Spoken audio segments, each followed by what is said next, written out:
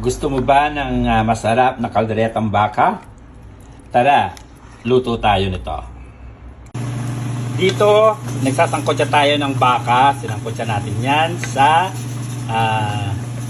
bawang, dirigdig na bawang o tinatad na bawang, laurel, toyo at kalamansi. Ayan, lumabas yung tubig ng baka. Oh. So, hindi natin nilagyan ng tubig yan. So, hintayin natin siyang masangkotsa or matuyo ng konti. So, ayan na yung sinasangkotsa natin. Pag medyo natutuyo na, lagyan natin ng butter. At ating haluin yan hanggang matunaw yung butter.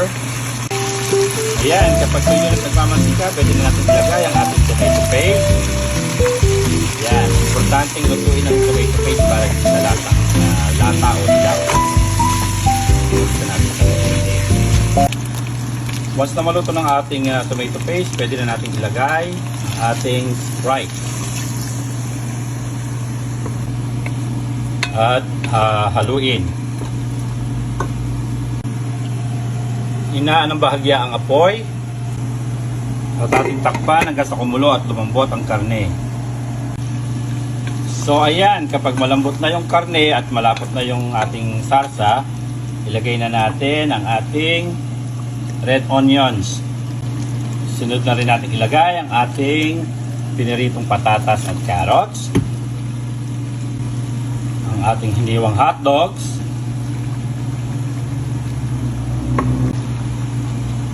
sweet pickles, relish, ang ating red and green peppers, coconut milk o kakanggata. Atin haluin mabuti.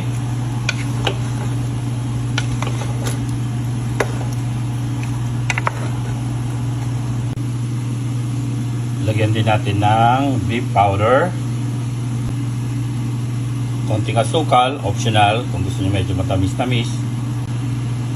At syempre, isang tipak ng liver spread. Atin ang takpan hanggang sa iyan ay kumulo, maluto at matunaw ang ating liver spread. So ayan, kapag nakaluto na, haluin natin.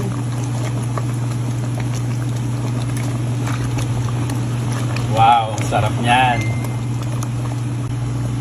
Ngayon naman, lagyan natin ng konting chili powder. Optional yan. Konti lang para pwede sa mga bata. And lastly, lagyan natin ng green peas. At haluin ulit natin.